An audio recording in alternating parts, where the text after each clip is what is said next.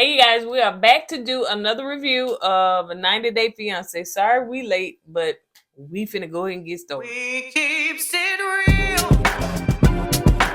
expressing how we feel. Whoa. So come on in and feel some tea. Join the KOED family. We're about relationships and review, making it fun just for you. Go with God, let God go with you. It's time for Courtney and Eddie. I always put God first. Hey, what's up, KOED fan? Welcome back to another video of Courtney and Eddie. I'm Eddie, aka E-Dub. This is my lovely wife.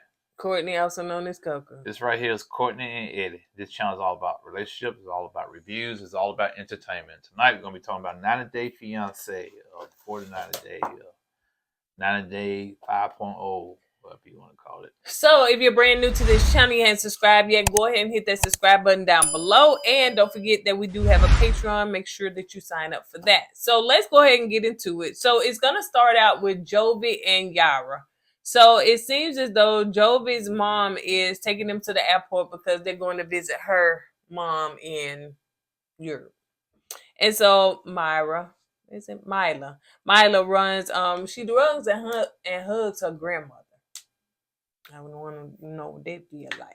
So yeah, so she run and hug her and everything, and so they just going to the airport. You know, she hugged her before she go. Actually, that baby cried. She didn't want to let go of her grandmama. So they get on the plane, and the baby they're pulling out the cord and stuff like that. So we see y'all flying Delta. I wonder did 90-Day pay for that? You want to say something? Yeah, they got on the plane, Delta, and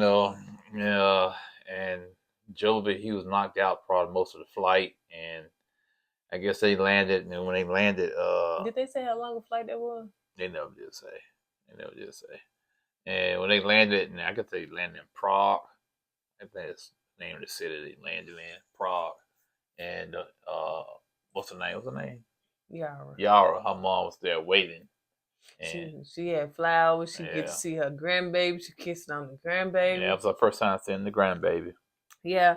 So Jovi is driving to the hotel. He's trying to figure out how to drive that car or whatever. So he driving to the hotel, and they get back, wash up, take a shower and all that stuff or whatever. And they downstairs in the lobby having a conversation and everything, they speaking in their language. What is it? Ukrainian, I don't know, Russian, I guess, I don't know. So they speaking in their language, and in this conversations, and then Jovi said, "Listen, y'all keep calling my name. What's up with that? Y'all talking about me, or y'all need to talk in English if y'all go, so I can understand it." But it seems as though they talking about really her staying there because what he said. Your mama can watch the baby and everything. She get warmed up to it, then we can take have us a day to ourselves, and maybe your mom need to come to America to watch her full time. And so mom like, honey, no, that's okay. But mom wants to stay in Prague, and I think Yara, she just got back close to home, so she's back in her home continent. So she's getting used. She got homesick now. She's getting used to being back home, and she's debating about going back to the United States. And to me, that's going to be an issue because Jovi, he has the job. He has a job in the United States. It's his family over here. So, and then his mom is afraid. This was going to happen. Yeah. She's going to get back here, get back to her home country, and don't want to come back. So. Right. But I guess you said if that mama, his mama would have been more active in, helping her with the baby, maybe she wouldn't want that. Right. But anyway, so let's move on to Kim and Usman, our favorite people on the 90-Day. So it started off where they saying that Kim had got a bribe, honey. So the mama is not having it, the relatives not having it. That woman then got that cow, and that's a bribe for us to sway us to flow and say yes to you, to marry my son. So Kim said, hold up, it ain't a bribe. She started crying and stuff. How dare y'all? That is rude and disrespectful. I would never bribe y'all. So I guess that was Usman, elder brother, I guess. Both of them are, I guess. But anyway, by Kim saying that about the cow and she was pleading her case, saying that it wasn't a bribe. That kind of swayed the brothers and telling Usman mom, well, we were wrong. That's not a bribe. It's a gift. So even Usman kind of chimed in and said, yeah, mama, that's a gift, not a bribe. So they got that out the way. But the mom still wasn't having it. She still wasn't having it.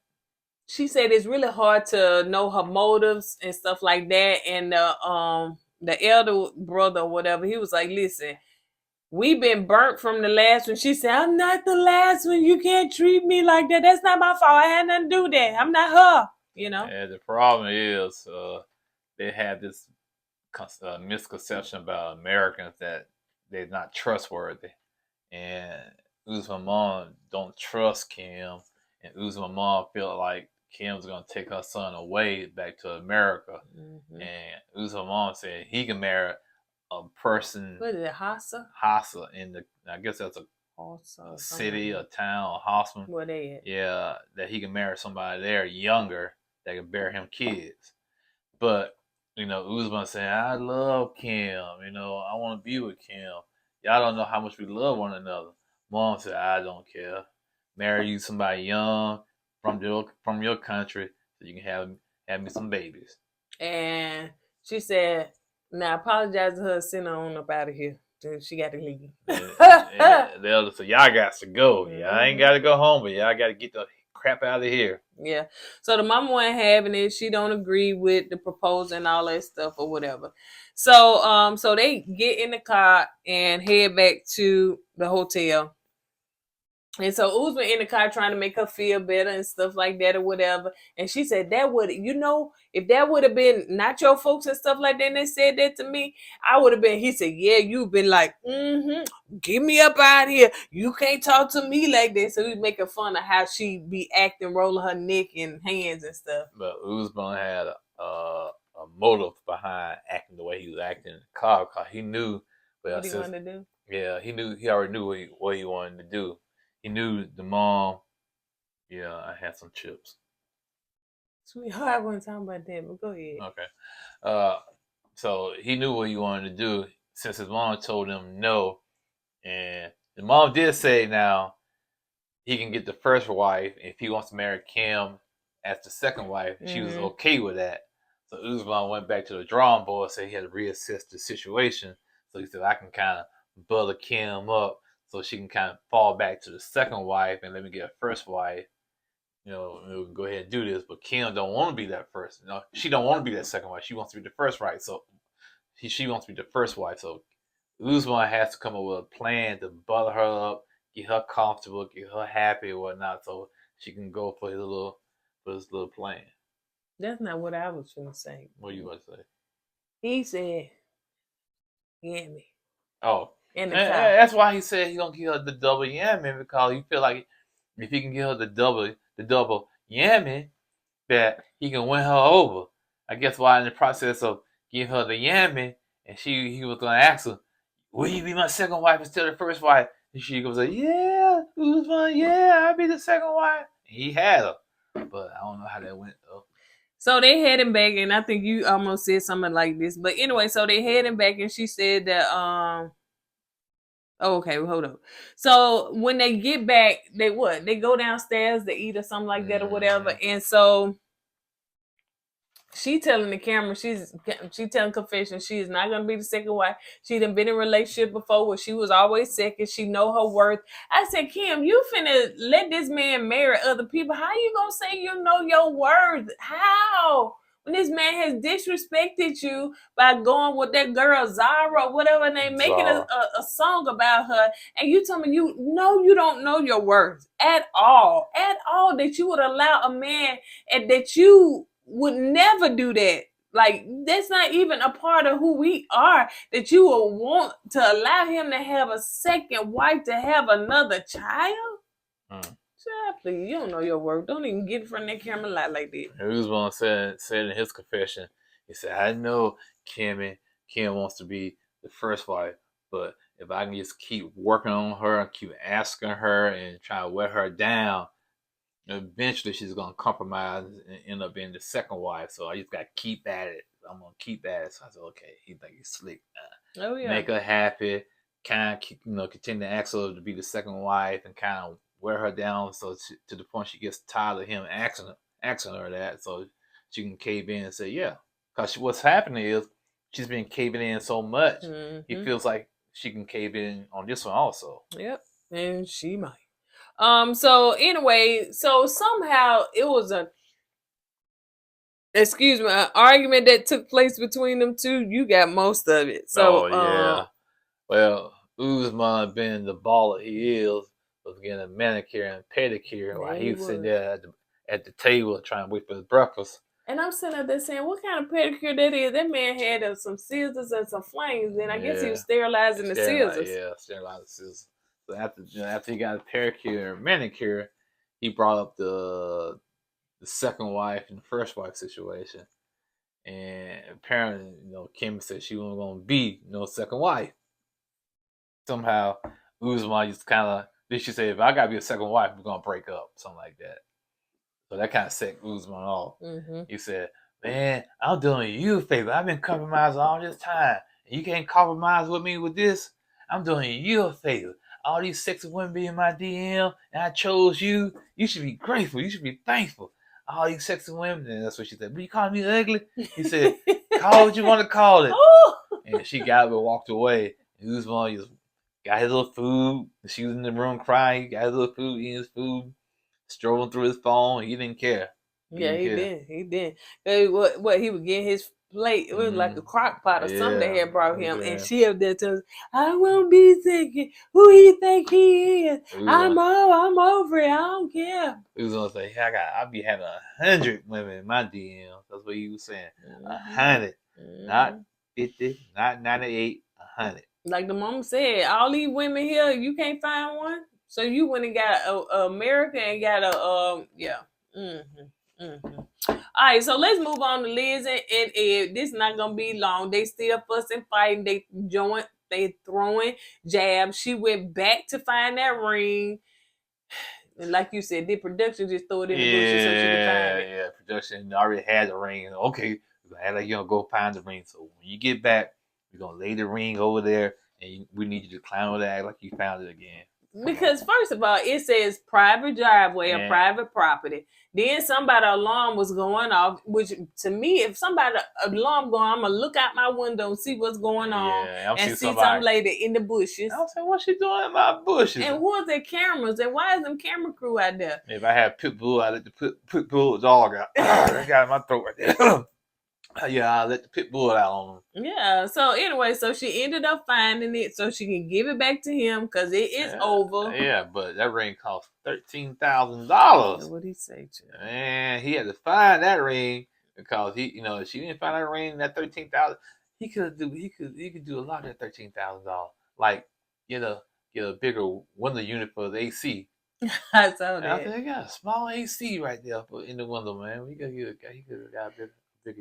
Yeah, I'm So tired. she met up with her friend and began to cry on her shoulder and stuff. And the friend was like, "Girl, I'm glad it's over with, honey. He walk over you anyway." No, he don't. Yes, he do, honey. I see it for myself. So yeah, that need to be done with. And then the next morning, she in the bed. I'm saying, hold up. I thought Ed told her to get out. I thought they was already broken up. Me too. But she's laying in the bed. They're still arguing about the same thing. What's going on here? Is they saying they broke up, then they get back together the next hour? I don't know, because she said, if we break up over this, and I'm saying break up, but you said he want the ring back, he don't want to marry you. I don't understand what they got going on. So she in the bed, they fussing, and he said something, and she said, get out, and he just went in the other room. And I guess they both, well, Does she have somewhere to live at? Does she have somewhere to stay? Because apparently she don't have a car. It don't, because the Uber or the production was taking her to that place. So anyway, let's move on to Bilal and Shaeeda. The same old chat. Okay, let me say something, y'all. I want to apologize. I want to apologize to you because you was right. The only reason why they're here is for a storyline. And the storyline they have right now is getting very old. Yep. Very old. It's the same old storyline. Same old subject. Same old. Same old topic. Same old. Just keep beating a dead horse. Okay. All they trying to do is beat the timeline so she can get pregnant. They trying to find that timeline. Basically, that's it. They And got, see, excuse me, I'm sorry, go ahead. no, I'm saying all they trying to do is beat the clock. For the clock's run. But in the beginning, she wanted to make an argument with the ex-wife, and the ex-wife like, "Look, I'm not filming with you no more." So now we got to drag this on down. So they having their Ramadan, which is their holiday, and so they're fasting before Ramadan. But now I think it's over with. So now they cooking up stuff, honey. You don't know if y'all ever been on the fast, honey, but when you come off that fast, y'all, you don't want everything in sight. So he out there grilling, she making everything in the kitchen, honey. You be good and hungry. And so anyway, so she's inviting his folks over to the house to eat. So at the dinner table, they talking about the baby. They talking about the timeline. He said, yeah, probably about 2-3 years they'll have a baby. That's not good enough. Cause I don't know how old Shaeeda is, but she trying to have a baby before she turned 40. I think she about what, 37, something like that. But yeah, so it's like 2 years, a 2-year time frame that she has to get pregnant. And basically after they got through eating, her, the mom, and the sister were sitting there talking, and the sister said, "Well, I understand what Shaeeda going through because I had my first child when I was 43." I said, "Ooh, 43." She waited really late in life. She looked like she about 43 now. Yeah, she younger. She looked young. When she said 43, I thought, God, she looked young to be 43. She just had that baby. Yeah, cause it looked like she was like in her early 30s. Go ahead. That's it. Oh, okay. And so anyway, so they talking, and the mom was like, "Listen, it sounds like y'all need to have a conversation." Because the mom said, "Listen, you're not finna keep dragging me and talk about this baby, honey, to have some airtime. No, I'm not finna do it. Me and this wrap on my head is not finna sit up in front of this camera no more." So she said, "Listen, y'all basically need to have a conversation." So anyway, let's move on to Jenna and Sumit. Woo, child. What's up with these mamas this episode? Mom-in-laws. These mom-in-laws ain't no joke. So Sumit goes to meet his supposed to go meet his mom and dad. Parents. Yeah, his parents, to talk about the marriage that him and Jenny is in. So he gets there, and to his surprise, the parents not there. It's the auntie, who she's a mean auntie. His brother and the brother's wife, his sister-in-law. So they there, and the auntie, she goes in on Sumit. She said, "This is your fault. You need to fix this. People around here making jokes about y'all being married." I'm saying, who and every time your mom come out the house, they pointing at her, laughing at her, to the point she's crying, heartbroken. It's like she's high on drugs because her eyes so red from crying so much. That's so extra. Yeah, I said the auntie was mean. That's so extra. If you want to make somebody feel bad, tell them that was so extra. They said, your mom wants you to have a child. You can't have a child with her. She's too old. That's the problem. It's the age gap. That's why every time your mom goes to the grocery store, they laughing and joking. Every time she goes to the laundromat, they laughing and joking. They didn't say that. Every time she goes to the bus stop, the bus driver laughing. Your son got married. Go on, finish. Yeah, I'm done. And so anyway, he got up from that conversation, because they did say, how you gonna do having a child, whatever. So he said, well, I talked to her about it, and his brother and sister-in-law was like, Jenna too old. That means he gonna be taking care of Jenna and the child. Like, how that's gonna work? Yeah, go ahead. No, I'm finna move on. No, he said, okay, I have a child just for my parent. Not he's gonna have a child, not for him and Jenny, but for his parents. Yep. So he can get back in them good graces. Let me tell you, it's not amazing to me, but different cultures are very stern on creating a family and having It's children. all about family, man. Family is tight like this fist. Family. Like Fast and the Furious. It's all about the family. Was that Fast and the Furious? Yeah, so Van Diesel always talking about the family. All So- about the family. So let's move on to where Sumit come back. See, it's all shirts. In the shirt, you sit in this chair, you got a flumber with it. It's the mic dragging it down, It man. ain't dragged it down like that. You Yeah. act like you got to show cleavage, like woo, That's what I'm cleavage trying. showing. That's what I'm trying to pull it up. Cleavage on your neck. I'm trying to pull it up so it won't show like that. Show what? Cleavage? I don't have no cleavage. That's where you act like, ooh, it's putting down, like if it show all your cleavage. And so anyway, so Sumit come back home, Jen like, how'd it go? What's going on? What's the tea? Basically.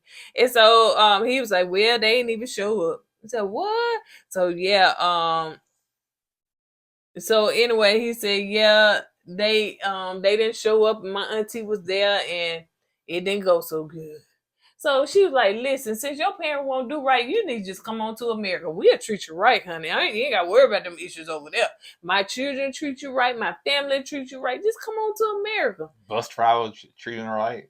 Everybody, I was honey. stuck in the bus driver. Anyway, then also, she was like saying, no, Smith said, well, I don't want to go because if I go to America, it's going to make it worse for my parents.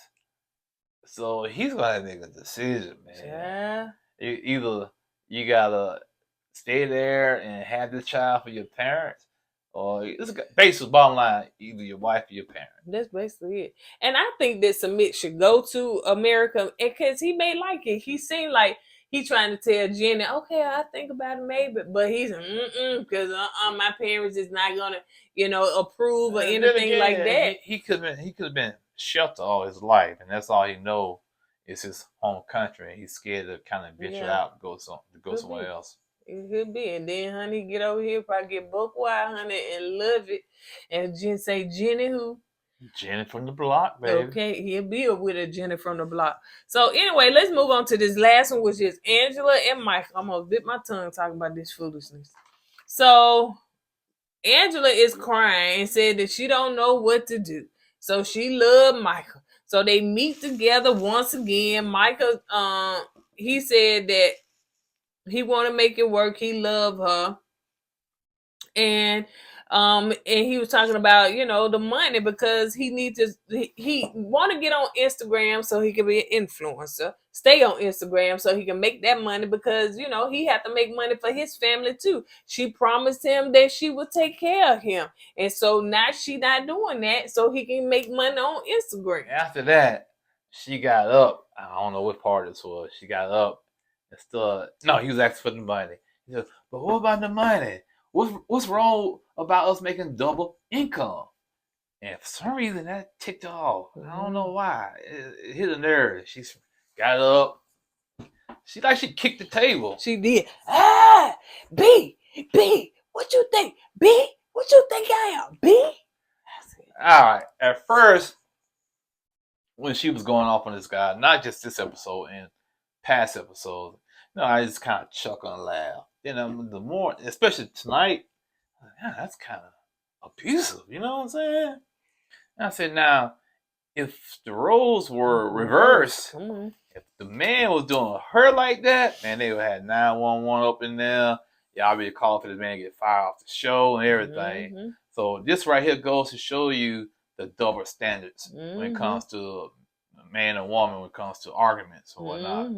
And because she cussed the man out, called the man B, kicked the table, and kept saying it too. Yeah, and just basically trying her best to belittle this man. Yeah, dog him out, belittle him. Got loud, man. Yeah, come on, man. And kept on. Over him like a dude. Like, you know what I'm saying? Like she was ready to fight. Yeah, that's the problem. She knows Michael's not gonna get up and do anything, so she's gonna continue to do that. And Michael made a good point. If I come to America, is it going to be the same way? Yeah. It's like if I come over here, I'm not going to have a voice. You're not going to have a voice because she's going to continue to do what she's doing. She's going to control you. I'm done. Michael said that you selfish because you be on a ticker-tocker. And you be sitting up there flirting with that man and making duets and all that stuff or whatever. And you want to tell me? She said, well, I did it because of you.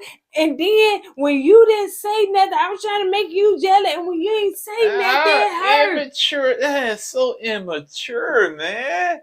So you gonna stoop down to that level to make your man jealous. So what you gonna next? If what you gonna show a boob? He said, I did it, cause you don't say nothing about my boobs.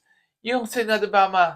She said that. Yeah. Yankee yank. Yeah, I said the chills went down my He back. said, and so anyway, she said, guess what? Your bees are coming too. It's almost here. But I talked to who? Did she talk to her attorney? Yeah, attorney. He said, if I get divorced, I can pull it. He told me to get a divorce. If we still going back and forth like this, he told me if I get a divorce, I can pull your visa. Then Michael said, okay, babe, sit down, babe. Yeah, babe. Ooh, you look good. Don't call me babe. So yeah, he did. She said, "What you smiling for?" Because I guess she saw a smile. He did. I did too. Did you? Yeah, you thought Christmas morning. He was like, "Ooh, child, if I'm doing Instagram over here, wait till I get to the United States. I could really be popping." But then again, after she did all of that, and she told him, "I need you to take your Instagram down. And think about it. I'll give you till the morning to come up with an answer." So as she drove off, Michael was saying his confession. He said, "Man," as she drove up, he said, "I take you back." Okay, there go. And got in her cab, whatever you call her, Uber, and she left. And Michael said, "Man, if I gotta deal with this over there in the United States, man, I might want to just reconsider this whole thing and just call it quits, man." He should. First of all, a lot of people don't like Angela on the show no more. It's like it's overkill. We don't want to see her on no more production, and she doing too much. And like you were saying, all that hollering and belittling her husband and stuff, it's uncalled for. It's so uncalled Because for. what's going to happen? She's gonna do that to the wrong person. And it's gonna be issues. Because this woman then went and got all these surgeries looking more wrinkler than a fabric softener or something. I don't know. That was a bad move. But yeah, she just looking more and more wrinkler. So yeah, we don't want to see her wrinkler. Anyway, That's the way she looking. Yeah, actually, Shrivel it up. I think they need to get some fresh blood up in there anyway. Yeah, some new The whole people. the whole show needs to be revamped. People still follow Mike on that IG, honey, if he ain't on the show no more. So yeah. Anyway, all right, you guys, that's all we got. We ain't got no more. We appreciate you guys for watching this video, even though it's late. And so we will see you guys on the next video. Don't forget to go with God and let God go with you. I was put God first. Deuces. Hey!